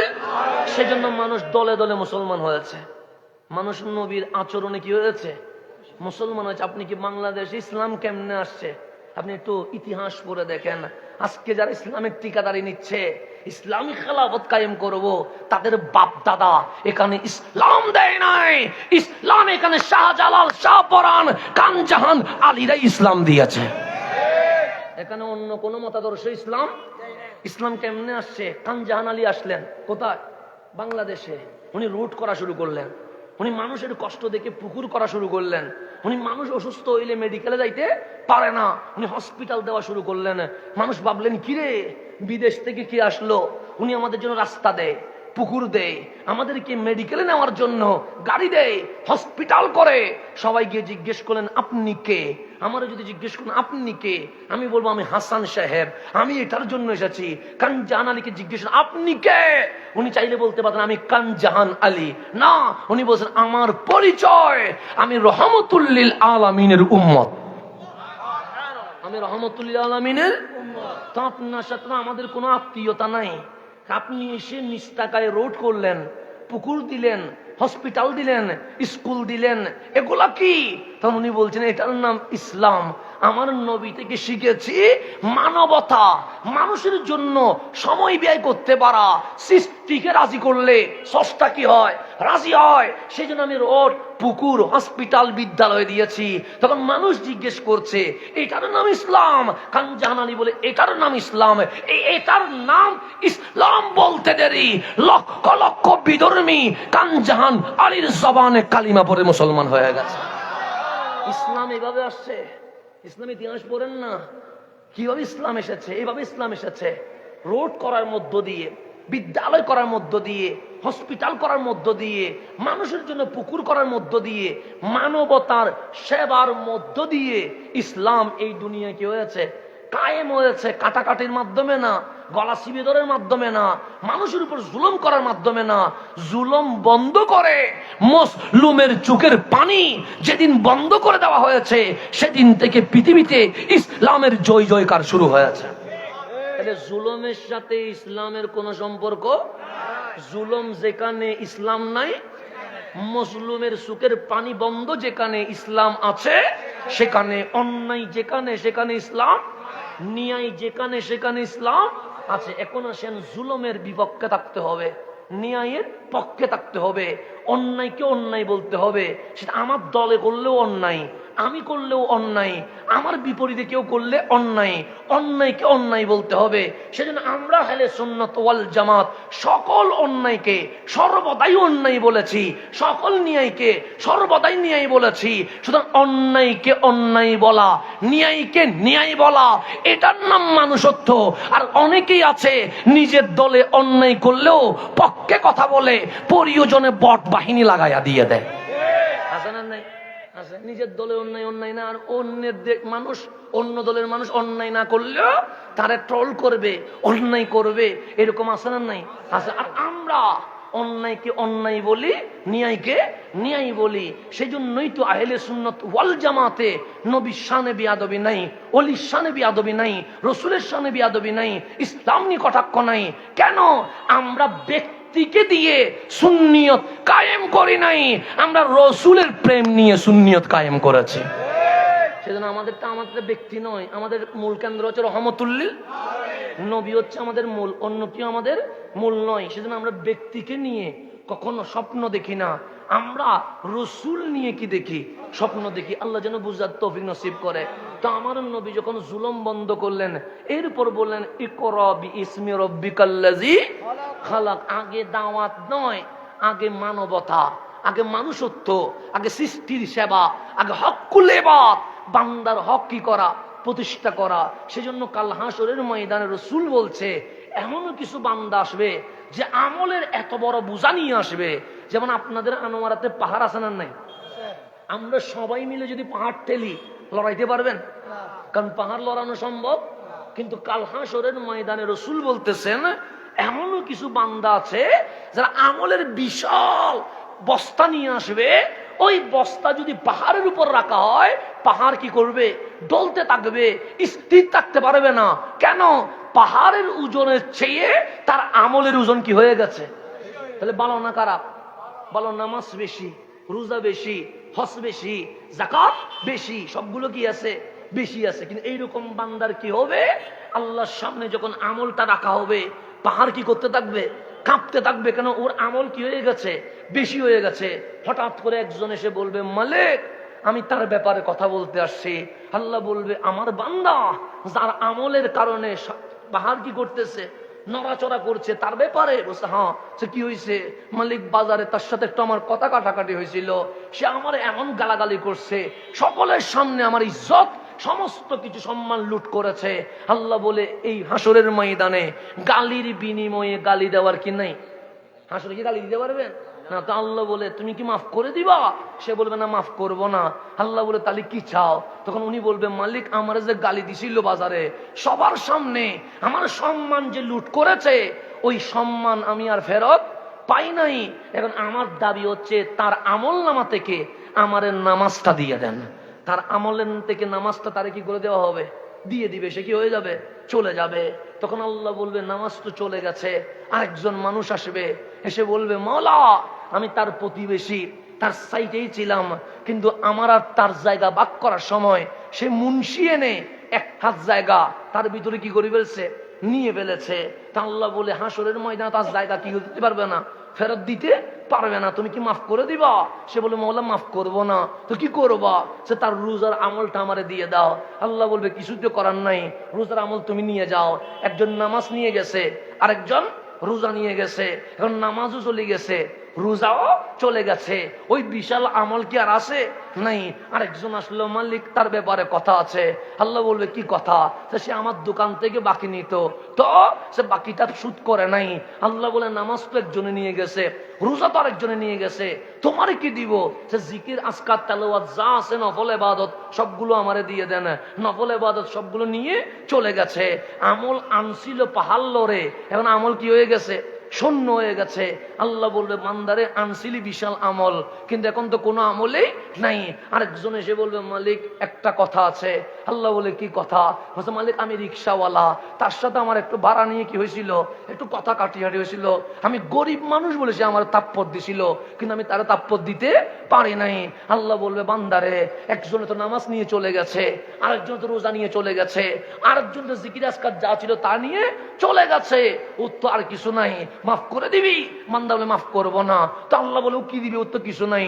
তখন বলবে মালিক দিতে না পারলেও আমার কিছু গুনাহ আছে যেটার কারণে আমি জান্নাতে যাইতে পারতেছি না, আমার গুনাহটা তারে দিতে বলে না। আল্লাহ বলে আর কিছু করার নাই, গুনাহ ওরে দিয়ে ও জান্নাতে চলে যাবে। আসছিল জান্নাতি হইয়া, এখন চলে যাচ্ছে কোথায়? জাহান্নামে। কিসের কারণে? জুলুমের কারণে, বান্দার প্রতি অবিচার করার কারণে। সেই কারণে রমজান মাস আসলেই দেখবেন বড় বড় ব্যবসায়ীরা উমরা করতে চলে যায়। আছে না নাই? যত বড় ব্যবসায়ীরা সবগুলো কোথায় চলে গেছে? কেন? আমাদের হুজুরদের মাহফিল শুনে হুজুররা বলছি উমরা করলে রমজানে হজের সওয়াব হয়। কিসের সওয়াব? কারণ মানুষ বললো সমস্যা কি, রমজানে যখন সুযোগ পাইছি হজের সওয়াব একটা নিয়ে আসি না। তো আমাদের হুজুরদের মাহফিল শুনে চলে গেছে কোথায়? উমরায়। কোন মাসে? রমজান মাসে। এখন বলেন বাংলাদেশে রমজান মাসে দ্রব্যমূল্যের বৃদ্ধি বাড়ে না কমে? এখন উনি মক্কায় চলে গেছে, খানায় কাবার তওয়াফ শেষ করে ফোন করি বলতেছে তেলে সিন্ডিকেট, তেল জমা করি ফেলা, 5 টাকা বাড়াই দে, সোনাবুটের টাকা বাড়াই দে। এখন এই যে টাকা বাড়াইয়া মানুষকে কষ্ট দিচ্ছে, এটা কি মানুষের উপর জুলুম হয়েছে কি হয় নাই? এইরকম হাজারবার উমরা করলেও এই উমরা কোনো লাভ হবে না যদি উমরা না করে রমজান মাসে প্রতি কেজিতে 5 টাকা যদি কমায়া দিত, তার জন্য জান্নাতুল ফেরদৌস ওয়াজিব হয়ে যাইত। কথা ঠিক নেই? এখন আমরা সবাই চলে যাই কোথায়? উমরা করতে। কোন মাসে? আর কাবা শরীফের সামনে দিয়া ওই চাকরি যিনি করে ওনার কল দিয়ে বলে দাম বাড়া, যত দাম বাড়াইতে পারো, কারণ এই মাস তো ব্যবসার মাস। এরকম করে আমরা মানুষকে কষ্ট দেই। এই মানুষকে কষ্ট দিয়া কপাল কালো করলে কোনো লাভ আছে? নাই। সেজন্য হকুল ইবাদ আগে, বান্দার হক আগে।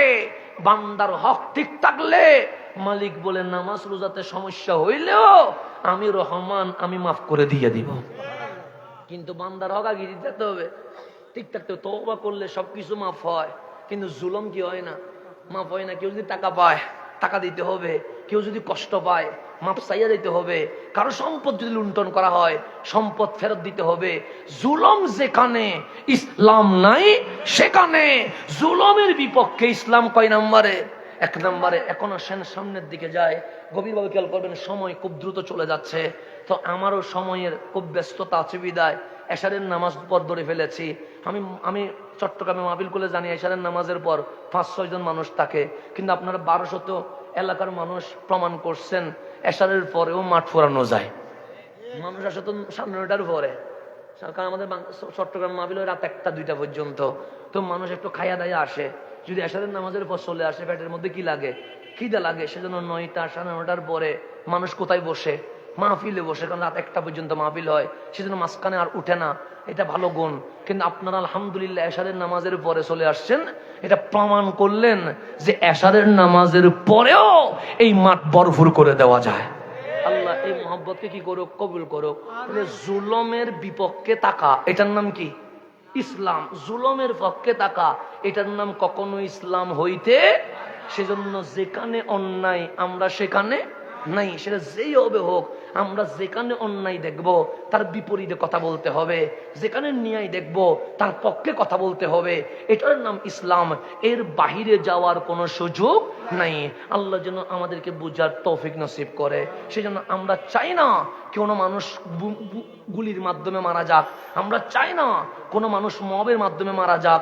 রাজনীতি করুক রাজনীতির জায়গায়, কিন্তু এলাকায়, সমাজে, রাষ্ট্রে এই রাজনীতিকে নিয়ে এক রক্তপাত হোক, এটা জীবনে কখনো কামনা করা যায়। আল্লাহ যেন আমাদেরকে বুঝার তৌফিক নসিব করেন। এখন জুলুমের পরে আপনি বললেন, জুলুম নিয়ে আলোচনা করলে তো আমাদের শেষ হয়ে যাবে। দুর্নীতিও মাদক, দুর্নীতিও জুলুম। মানুষের সম্পদ মেরে দেওয়া, এটা কি জুলুম। দুর্নীতির সাথে ইসলামের কোনো সম্পর্ক নাই। সেজন্য আমাদের বাংলাদেশে এমপি মন্ত্রী যারা হয়, ওরা কি বাজারে যাওয়ার কোনো সুযোগ আছে? নাই। ওরা কি বাজার যেতে পারে? যেতে পারে। কারণ ব্যস্ত মানুষ, ওনাকে সংসদে যেতে হয়, ওনাকে অনেক আইন পাশ করাতে হয়, সেজন্য উনি যাইতে পারে না। কিন্তু যিনি মদিনার বাদশাহ রহমতুল্লিল আলামিন বাজারে চলে গেছে। কেন বাজারে গেছে? পণ্য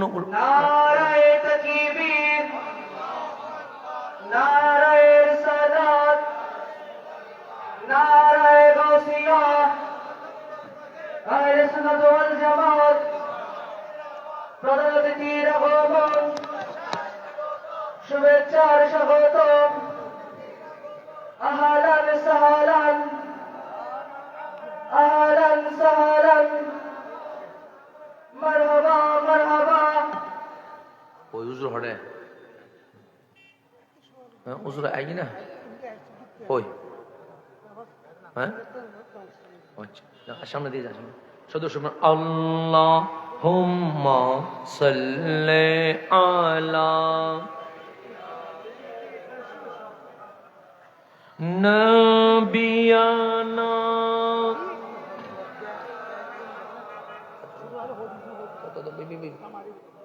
আপনারা সবাই সামনের দিকে চলে আসেন, সামনের দিকে চলে আসেন। দোষী পড়েন আল্লাহুম্মা সাল্লি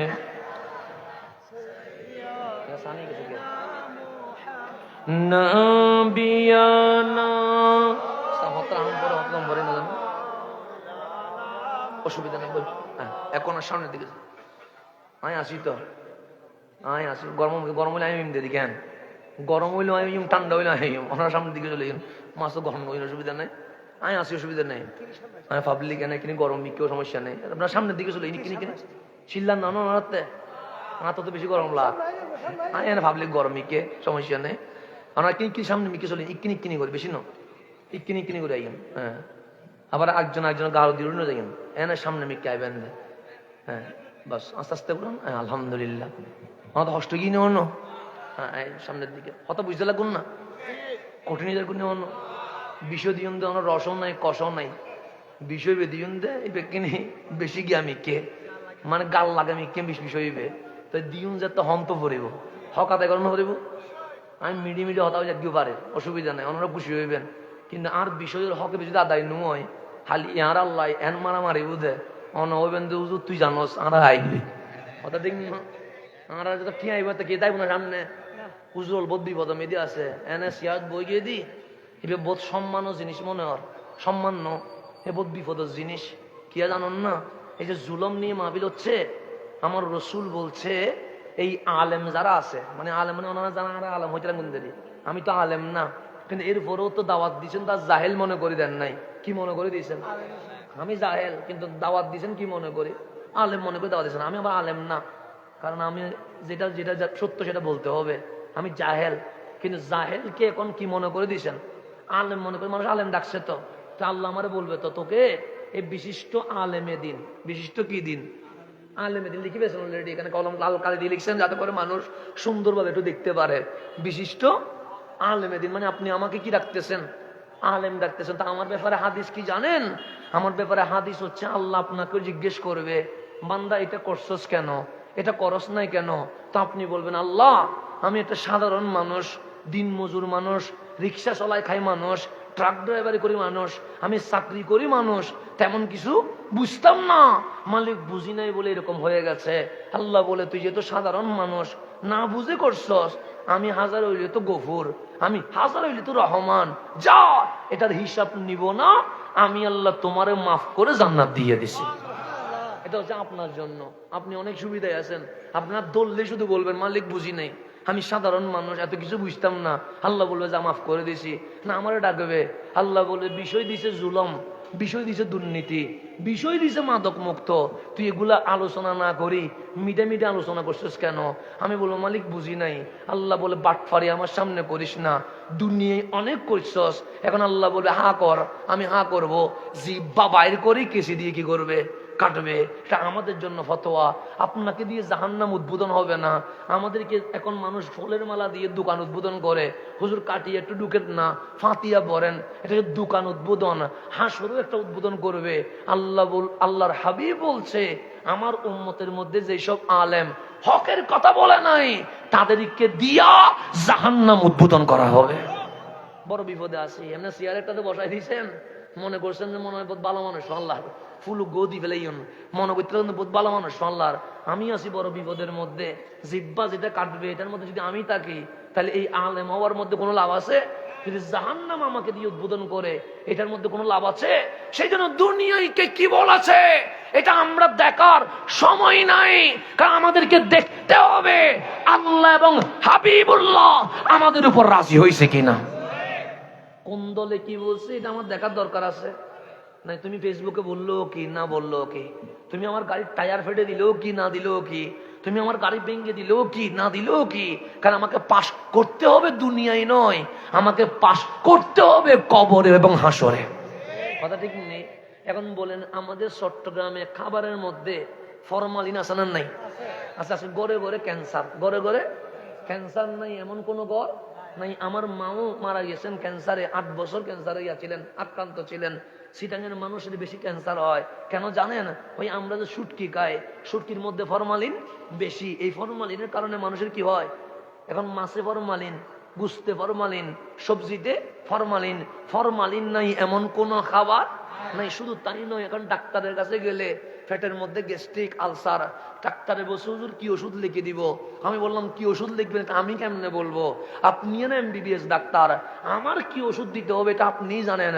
উনি আফসোস করে বলছে হুজুর এখন শুধু খাবারে ফরমালিন না, এখন ওষুধের ভিতরেও ফরমালিন ঢুকে গেছে, সেই জন্য ক্যান্সার রোগী ভালো হয় না, আলসার রোগী ভালো হয় না, এক্সরের পর এক্সরে পেটের ব্যথা কি হয় না, ভালো হয় না।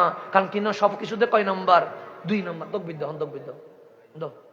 নারে তাকবীর, নারে রিসালাত, নারে গাউসিয়া, প্রধান অতিথির আগমন, প্রধান অতিথির আগমন, এলম রাজা হুজুরের আগমন, শুভেচ্ছা, এলম রাজা হুজুরের আগমন।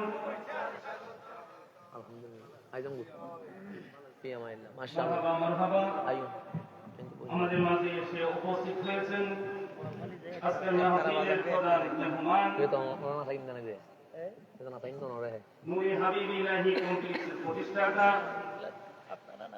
মৌলানা এনাম রাজা কাজী মাকাজিল আলী। আমি হুজুরকে বিনীত দয়া করে নির্ধারিত আসনে গ্রহণ করার জন্য মাহফিলের কমিটির পক্ষ থেকে বিশেষ অনুরোধ জানাচ্ছি। সবাই বলি মারহাবা। আলহামদুলিল্লাহ। আজকের মাহফিলের প্রধান অতিথি মেহমানে আলা আপনাদের আমাদের সকলেরই প্রিয়জন মৌলানা এনাম রাজা আল কাদরি মুদ্দাজিল্লুল আলী, উনি ওনার প্রধান অতিথির আসন অলঙ্কৃত করছেন। ওনার আগমনকে স্বাগত জানিয়ে সবাই বলি মারহাবা। এখন যেহেতু চলে এসেছেন প্রধান অতিথি মহোদয়, আমারও টাইম কি হয়ে আসছে, শেষ হয়ে আসছে। গভীরভাবে খেয়াল করবেন, যেখানে ছিলাম দুর্নীতির কথা বলছিলাম। কিছু কথা তাহলে খাবারের মধ্যেও ফরমালিন, ওষুধের মধ্যেও ফরমালিন। সেই জন্য এখন মেডিসিন খাইলেও রুগী কি হয় না, ভালো হয় না তো। আমার রসুল মদিনার রাষ্ট্রপতি, গেছেন কোথায়? বাজারে। কেন?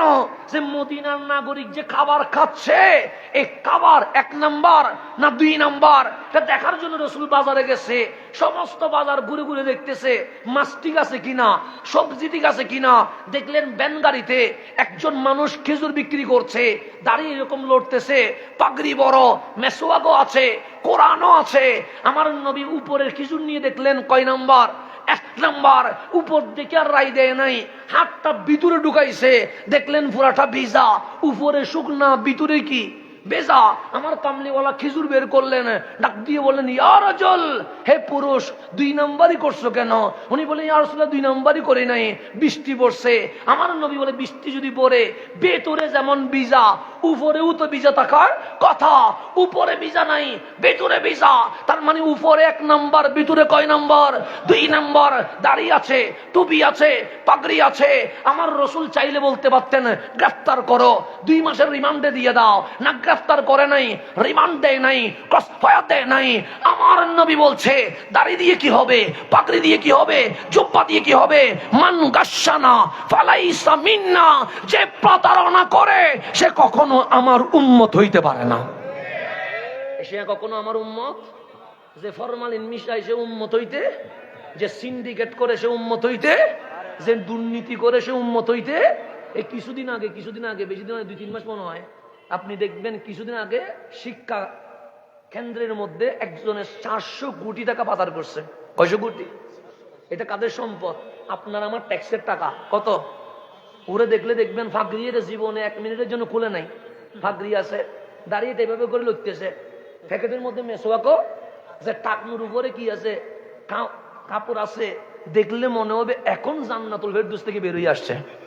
এটা দেখলে মনে হবে যে, কিন্তু কয়শো কোটি টাকা মার দিছে, 400 কোটি। ফাগরিও আছে, দাঁড়িয়ে এরকম আমাদের মতো না, এরকম এরকম করতেছে, দাঁড়িয়ে নাভি পর্যন্ত, পাঞ্জাবি পায়জামার বাহার, টাকনুর উপরে কাপড়, সিজদা মারতে মারতে কপালে কি বানাই ফেলছে, সাক্কা বানাই ফেলছে ডাইরেক্ট। এইরকম মানুষ কয়শো কোটি টাকা, 400 কোটি টাকা পাচার করে দিয়েছে। দেখলে মনে হবে জান্নাত থেকে এখন কি আসছে, বেরোই মনে দুনিয়াতে দেখতে আসছে। তো দাড়ি টুপি পাগড়ি পরি কয়শো কোটি টাকা মার দিছে, 400 কোটি টাকা। তো পাগড়ির কাছে, জুব্বার কাছে দেশের আমানত নিরাপদ নাই, সেখানে অন্য জনের কাছে নিরাপদ থাকবে কেমনে? আজকে হুজুর নাম দিয়ে অপরাধ করে নাই এমন কোন অপরাধ আছে? সব অপরাধ তো আছে দাড়ি টুপি জুব্বার ভিতরে, আছে না নাই? তার মানে কি উপরে ইসলাম, ভিতরে ইসলামের কিচ্ছু। সেজন্য সাহাবায়ে কেরাম বলছে, এই জুলুম থেকে বাঁচার জন্য, এই দুর্নীতি থেকে বাঁচার জন্য, এই 2 নাম্বারি থেকে বাঁচার জন্য, এই প্রকার মত জুয়া ইফতিজিং থেকে বাঁচার জন্য একটাই আদর্শ, লাকাদ কানা লাকুম ফি রাসূলিল্লাহি উসওয়াতুন হাসানা। ওইটার নাম রহমতুল লিল। আমার নবী বাদ দেওয়ার কোন সুযোগ।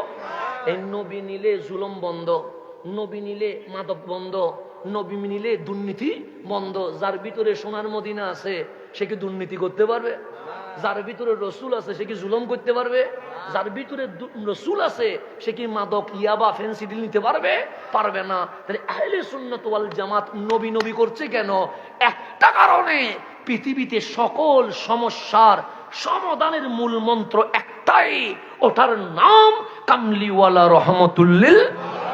নবী বাদ দিলে অশান্তি, নবী নিলে শান্তি। তাহলে জুলুম বন্ধ করতে হলে তাও রসুল, মাদক বন্ধ করতে হইলে তাও রসুল, দুর্নীতি বন্ধ করতে হইলে তাও রসুল। সেই জন্যই তো এনাম রাজা সাহেব চিল্লাচ্ছে সংসদে পাঠাইতে হবে সুন্নি। কেন? যার ভিতরে নবী আছে ও জুলুম করতে পারে না, দুর্নীতি করতে পারে না, মাদকের কাজকারবারি করতে পারে না। যে এগুলো করতে পারে না তার কাছে দেশ আজীবন নিরাপদ থাকবে। কথা ঠিক আছে? আল্লাহ যেন আমাদেরকে কবুল করে নেয়, আমিন। আপনাদেরকে অনেকক্ষণ কষ্ট দিয়ে ফেলছি। আমার মতো এক বিরক্তকর মানুষের যে সহ্য করেছেন, এটাই হয়তো আপনাদের নাজাতের ওসিলা হয়ে যাবে। আল্লাহ বুদিটারে কেন সহ্য করছিস তোরা, হইতে পারত তো। রব্বুল আলামিন আপনাদের এই মহব্বতকে কবুল করো, আমিন। আমার ভাইদের সকলকে আন্তরিক মোবারকবাদ জানাচ্ছি। আহলে সুন্নাত ওয়াল জামাত আলহামদুলিল্লাহ ঐক্যের রূপান্তরে রূপান্তরিত হয়েছে। এই ব্যানারের ছায়া তলে থাকবেন, সবাই একসাথে থাকবেন। হিংসা বিদ্বেষ এগুলো বাদ দিয়ে আমরা নবীওয়ালা হয়ে এই সুন্নিয়তকে আগামীতে সংসদ পর্যন্ত পৌঁছিয়ে দিতে হবে ইনশাআল্লাহ। আল্লাহ যেন সবাইকে কবুল করে। আমি মুরব্বীরা যেভাবে আমাদেরকে গাইডলাইন দিবে আমরা সেইভাবেই চলার জন্য কি করব, চেষ্টা করব। আল্লাহ যেন সবাইকে কবুল করে, আমিন। আপনাদের জন্য দোয়া রইল। বাকি মাহফিল আমরা হুজুরকে ওয়াকফ করে দিয়ে আমরা জু কুচ কিয়া এনাম রাজা হুজুর को बख्श दिया। अस्सलामु अलैकुम व रहमतुल्लाह।